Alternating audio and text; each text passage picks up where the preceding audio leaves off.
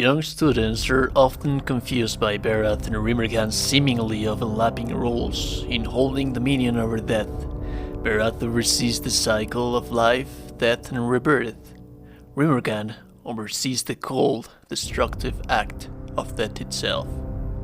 What is up, you beautiful gamers, and we welcome back to RPJames. In today's Road to Avowed lore video, we will be talking about Rymrgand, his impact in the world of Eora and his cults. Do remember, if you haven't already, I highly advise you to watch my Gods of Eora lore video if you haven't already, so you'll have a little bit more context about it. With that being said, who is Rymrgand? Rymrgand is the god of plague, famine, or simple bad luck, and his primordial ideal would be that of ultimate oblivion and cold stillness. He favors honesty and rationality, though these are being brethren to apathy and indifference. He is also known as the Beast of Winter, who manifests as a massive auroch, its alpine fur encrusted with ice and snow. Stories tell that the creature is 30 feet tall, sometimes even taller. But despite its massive size, it appears cadaverous as if it hasn't eaten in weeks. There are innumerable stories of the god's terrifying passage through the lands of Eora. When the Beast of Winter stares, bitter winds and beastly howling follow the creature's every move.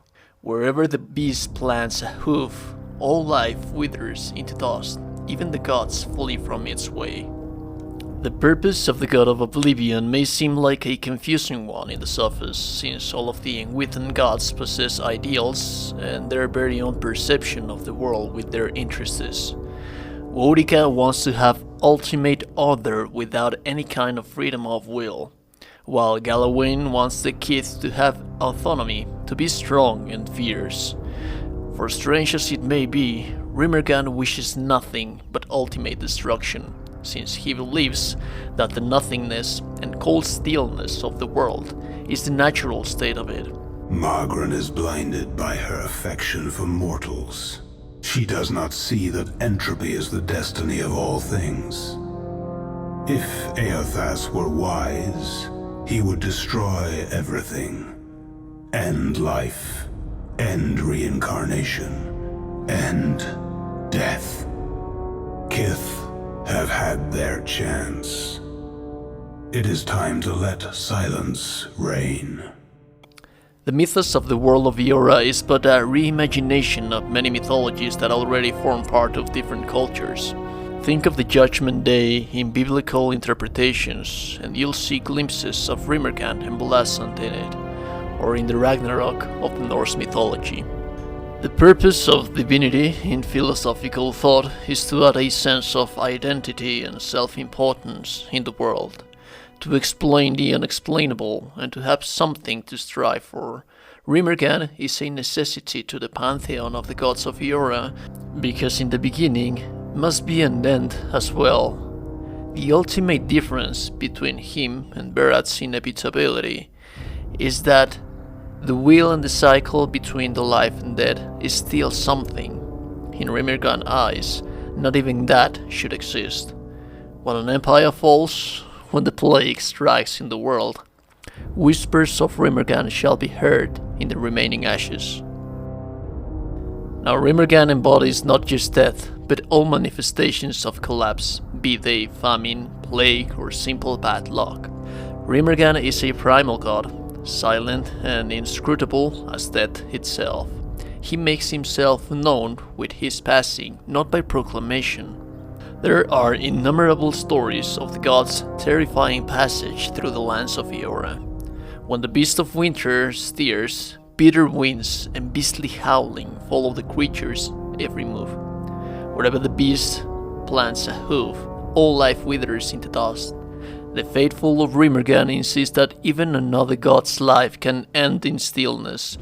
They claim the other gods must flee from the Beast of Winter, mastery of the dead. But we know not if this boast holds any true. Being ultimate oblivion Rymrgand's ideals, it's hard for people to find a place in Eora to pledge cult to him, though it's not completely impossible. Some endings godlikes are chosen by those who follow the oblivion god ideals to be the head of their cults. There are those who believe that the reincarnation is but a punishment and all should return to the ultimate stillness that Rymrgand desires. This is the end of the world, the culmination of all things, the final chapter of the final book. What fool would not want to be here?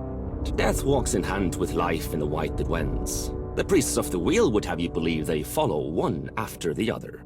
It is not so. I found a rift once, at the bottom of the world, and in it a camp, a clan's worth of Glamfellan, huddled and still. Their stories, their blood, their ambitions, none persevere.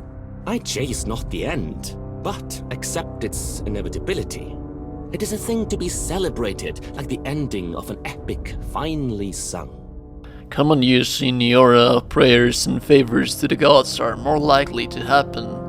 When you wish ill to your sworn enemies, the logical thing to say would be, "May Berath take you." However, being taken by the gods of cycles means renewal and rebirth as well. And a more hateful thing would be to say, "May Rymrgand take you into oblivion." Though the Beast of Winter is shrouded in snowy clouds, those who have seen the shaggy white monster claim that the souls of the fallen can be seen clinging, or perhaps frozen, to the beast's fur. The dwarves of the Boreal South have numerous stories that tell a similar plot. A brash hero seeks out the Beast of Winter to rescue the souls trapped in its fur. These tales never end well, for even the hero saves his beloved soul, the hero dies in the process.